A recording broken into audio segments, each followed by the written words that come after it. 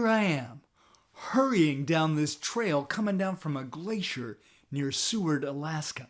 I'm on an author tour, and I've got to make it to the bus before the bus takes off. So I'm going top speed, trucking down the mountain. It's a beautiful day. I round the corner, and all of a sudden there's a hiker about 200 yards down the trail, and she's going, "Stop! Bear!" And I look, and over there in this big pine tree, oh, they're two sweet little bear cubs playing in the branches.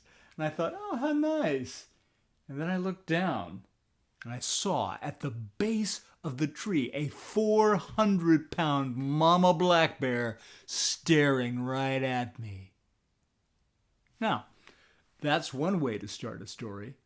But there are many ways to start a story, and that's what we're going to look at in this episode.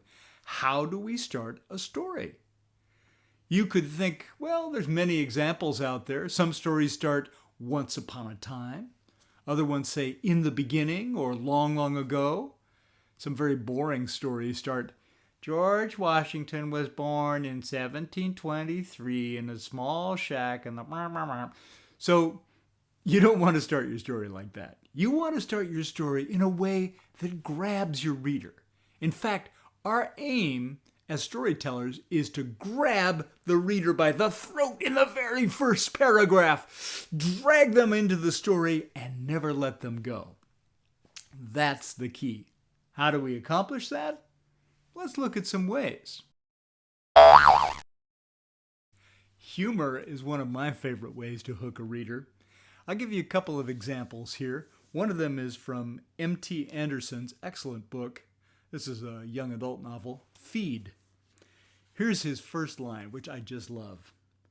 "We went to the moon to have fun, but the moon turned out to completely suck." What an opening. Oh my gosh. I mean, it's got two things happening. First of all, the moon sucks. It's kind of funny. Second of all, wait a minute. We went to the moon to have fun, but the moon sucked? How jaded do you have to be to go on a voyage to space and then feel like, this is kind of boring? So it's a surprise and it's funny. Great combination. Great way to get the reader reading. What happens next? Another way to hook your reader is by plunging them midstream into the action. Something is moving and you don't know what's going on and you're all excited to find out. That's the technique. I'll give you an example. This is Kwame Alexander's The Crossover, an excellent middle grade YA novel in verse. Here is the first poem, which is pure action. It's called Dribbling.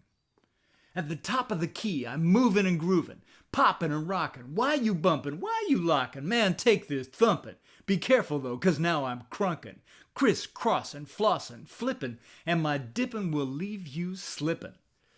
On the floor, well, I swoop in to the finish with a fierce finger roll, straight in the hole, swoosh.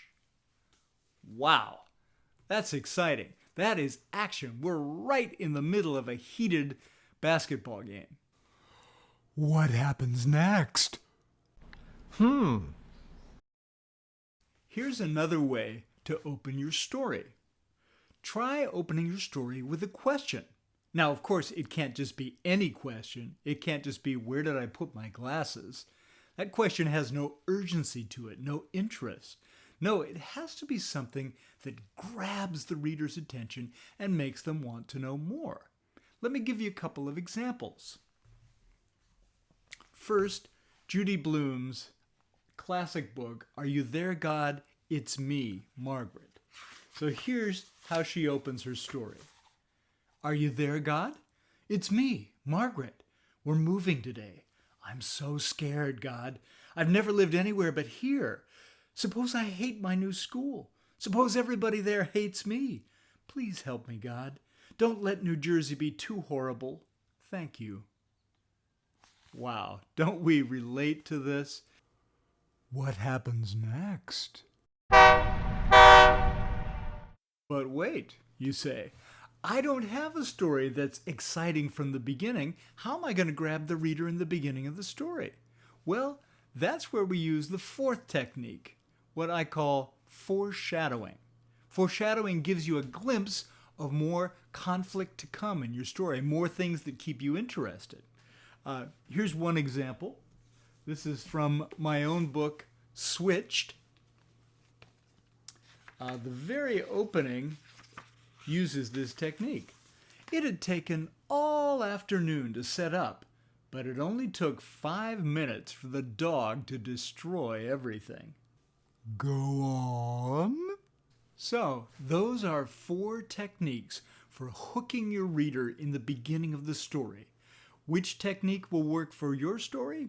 I don't know. It's important that your hook fits with the overall tone of your story. If you have a serious book, you don't want a humorous opening because it will give the reader the wrong impression. Similarly, if you have a very kind of quiet book, starting with a plunge midstream into the action may not be the ticket. Maybe more gentle humor or a question.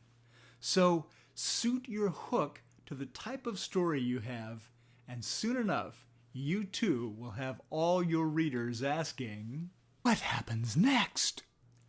Thanks so much. This is Bruce Hale with another writing tip saying aloha.